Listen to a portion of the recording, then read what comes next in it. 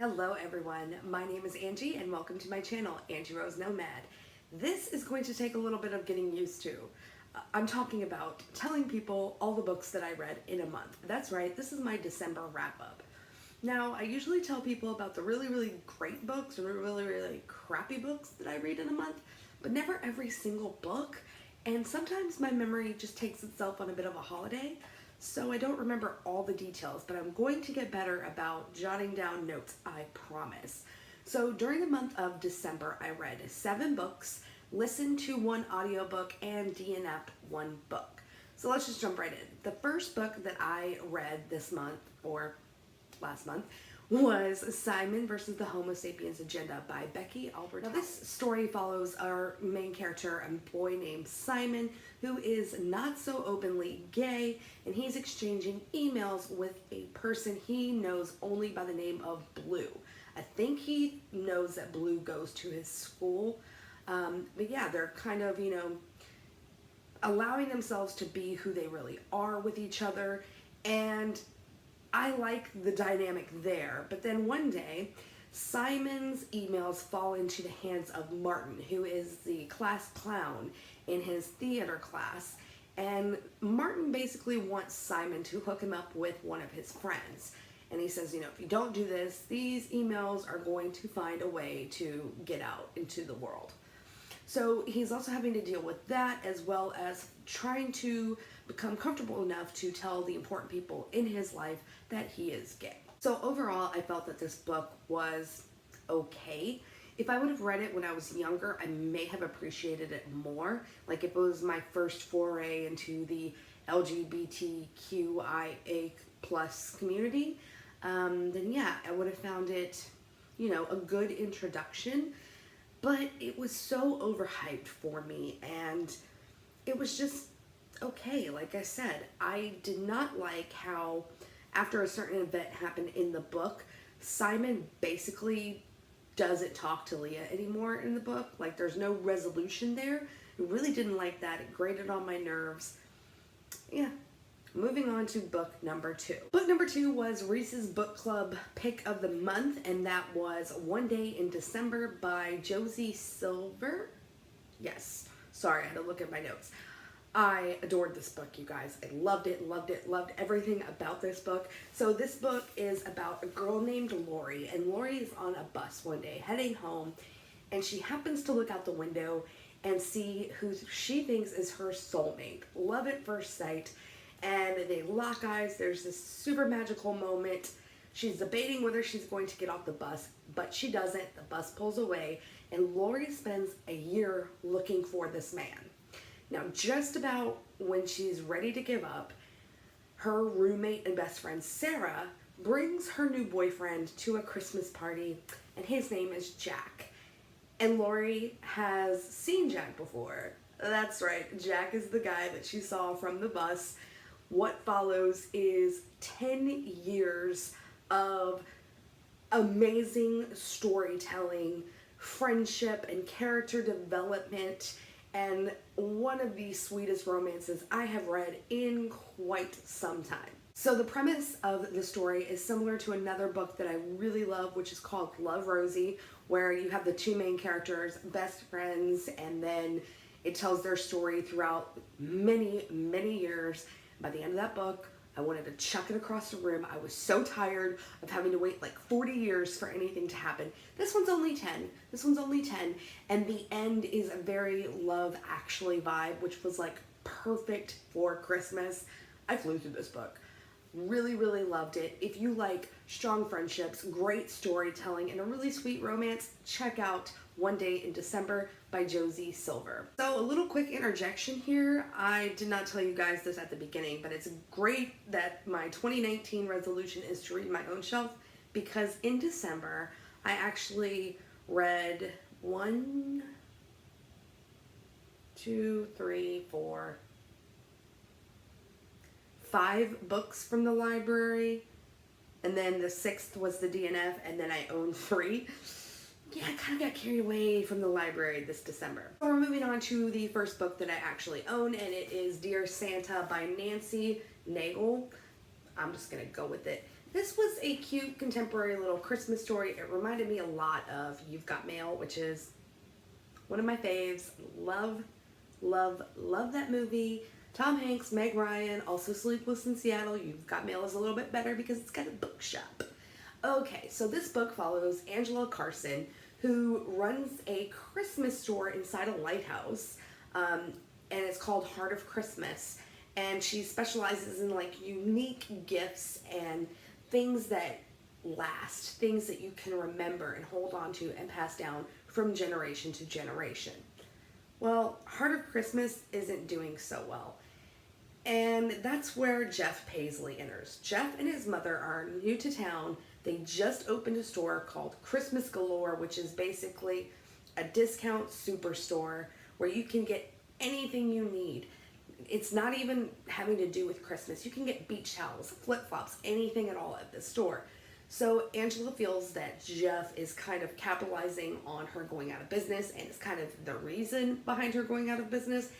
And the story just follows them and their, mixed signals, the little confrontation for most of the book. And then it has the really sweet ending at the end, which I really like. I love Christmas contemporaries in the month of December. And yeah, I will definitely be adding this one to my shelf. I need to find them. I was going to do a video about the ones that I own, but I couldn't find the books, which was unfortunate. So I'll find them and show you guys next December. So the next book that I picked up in the month of December was Archenemies by Marissa Meyer. This is the second book in the Renegades trilogy, and it's a superhero book. I love superheroes. Marvel especially, just gonna throw my loyalty out there. But I love superheroes, and I really enjoyed the second book more than the first. Still really like the first though. This follows the story of, I'm gonna tell you guys what happened in the first one because I don't really want to give anything away about the second one. So the first one follows the story of a group known as the Renegades. Now the Renegades have emerged once society has crumbled and the villains have taken over. Everything is going into chaos, and the villains obviously like it that way. And renegades step up to fight the villains and to take the power back. Now, all of these people known as renegades have some sort of superhuman ability. So the main renegade in the book, in the first book, is a boy named Adrian, and Adrian can draw things that will come to life. Now, there's also another character that we follow, a girl named Nova. And Nova is actually a villain. And she can put people to sleep, but she also never sleeps. So Nova wants to get revenge on the Renegades for something that has happened in the past. And the best way for her to do this is to work with her gang of villains and figure out where their weaknesses are. And they decide to send Nova undercover as a renegade. And it just tells the story from there. I really, really enjoyed it. I like the second one better, which is odd for me. So if you like superhero stories and just something good and fun to get lost in, I would recommend this one. The next book was the audiobook that I listened to, and I have to make a slight adjustment. I actually listened to 2 audiobooks. My bad. So I read 6, listened to 2. Anyway, the first one was Becoming by Michelle Obama. This is the story of the former First Lady of the United States and basically her life, how she grew up, how her family got involved in politics, what she made of her time in the Oval Office. And you guys, I could listen to Michelle Obama read a telephone book and be entertained. I think she is extremely persuasive and eloquent, and I just love listening to her speak. My favorite part of the book, though, was when she was talking about Barack running for a senator. She was fed up with him being away from home all the time, and she told him, all right, run for senator, and if you lose, you find a new job. And I was just like, you tell him, Michelle. But yeah, I really, really recommend this one. It was amazing. The audiobook was 17 or 18 hours. Well worth it. Definitely well worth it. And then the next audiobook that I listened to was Finding Jake. Cannot remember the author's name, but there will be a picture of the book somewhere on the screen. This book follows the story of a stay-at-home dad, and he has 2 children. His wife works, and there is a school shooting one day, and his son is not found. A lot of people were informed that, you know, their children were the victims and that they had died in this school shooting, and the father was not told anything at all. And so they're kind of on a journey to find his son Jake and what happened, and it goes back and forth, starting when Jake was born all the way up to the point where, you know, the shooting happens, and a couple of weeks after the shooting happens. And the reason I cannot remember the father's name is because this book was bland. It was so bland. I did not like it. I am sorry to say I did not like it as much as I thought I would. Let's see. Why didn't I like it? I didn't think that there was enough detail. Once they found Jake and found what happened, it just kind of like rushed. Like, I know it was at the very end of the book, so I was already like, come on, like, give us something, but it really didn't. And once they got to what I wanted to know, it was just over like that. It was, and it wasn't for me. The book I DNF'd was The Stranger in the Woods, The Extraordinary Story of the Last True Hermit, and this is by Michael Finkel.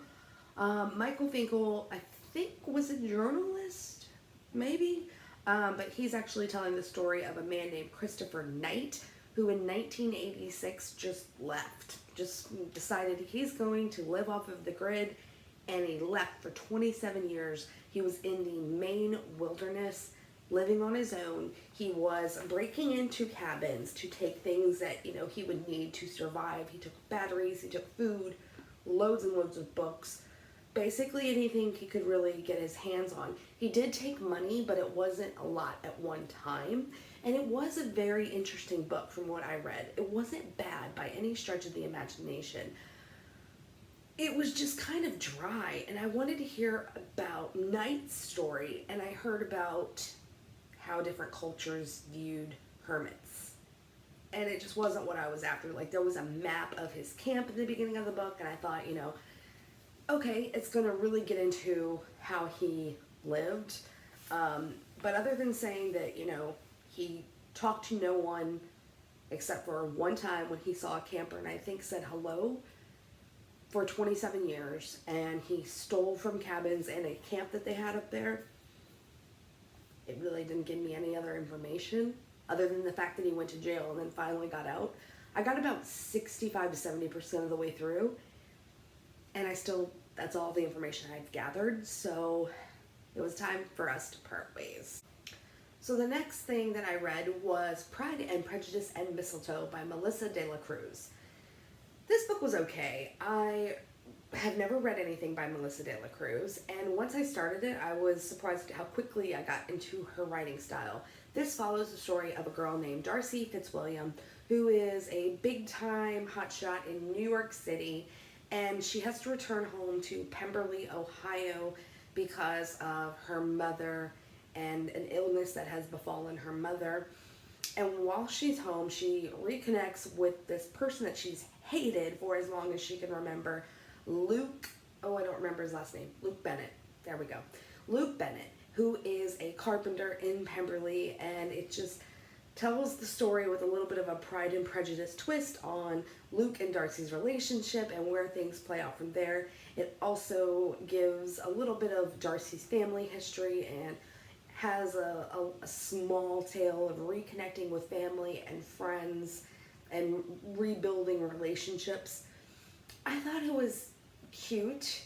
I thought it started to get repetitive after a while, like probably from there to the end. I felt like I was reading the same thing over and over. Someone made a mistake. The other person said, so, you're okay. You know, like the person that made the mistake said sorry. The other one said, you're okay. Go on about their business. Same person made a mistake. Same person said sorry. Other person said, it's okay. Went about their business. It was just a little tedious at the end.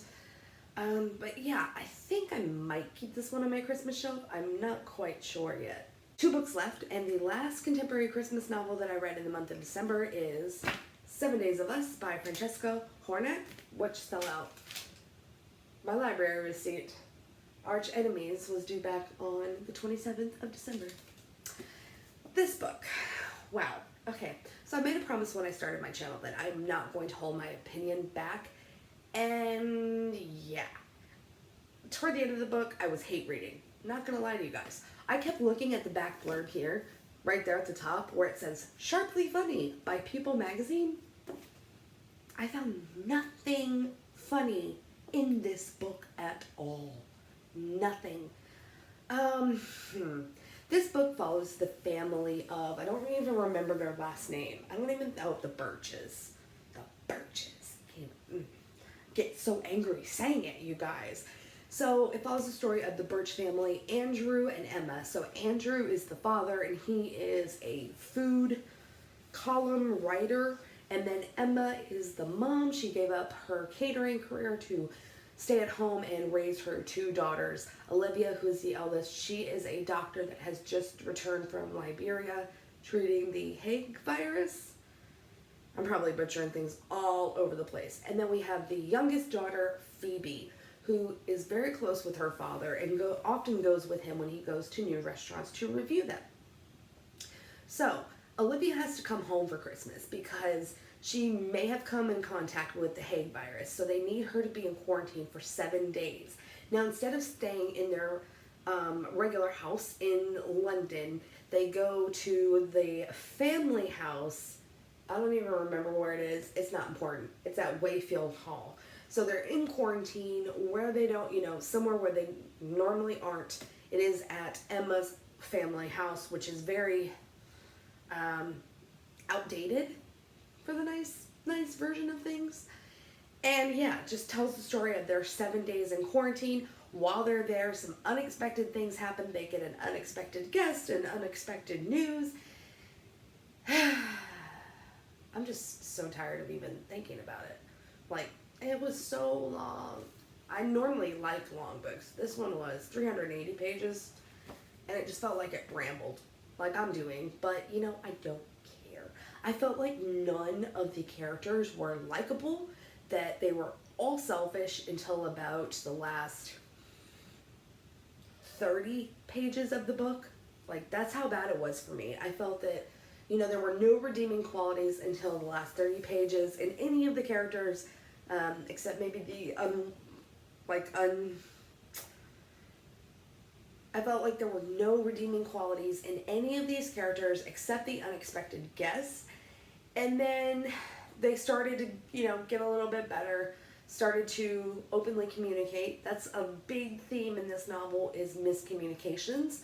Like a lot of, older sitcoms will have the miscommunication type thing, especially with Three's Company. And it's funny, but it's not funny in this book. I didn't find it funny at all.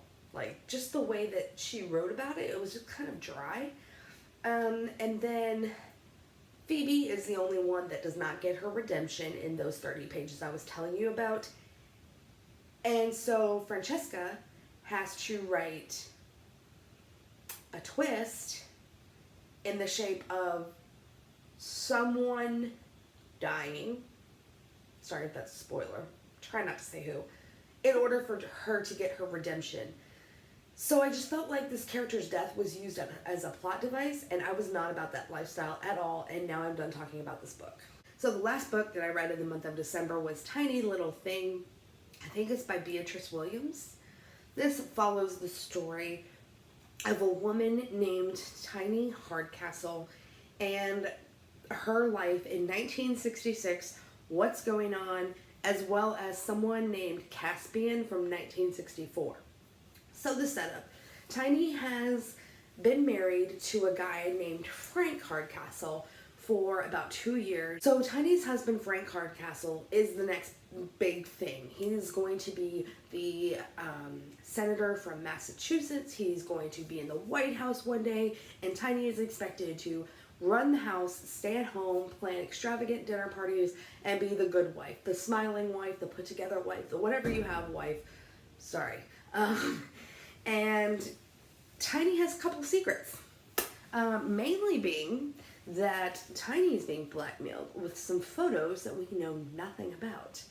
And then we also have this story that Tiny cannot get pregnant. She's having trouble getting pregnant. She's had a few miscarriages, so it's really straining their relationship. So then we go back to 1964, and we follow Frank's cousin, Caspian. And everyone thinks that you know, Tiny is the perfect person.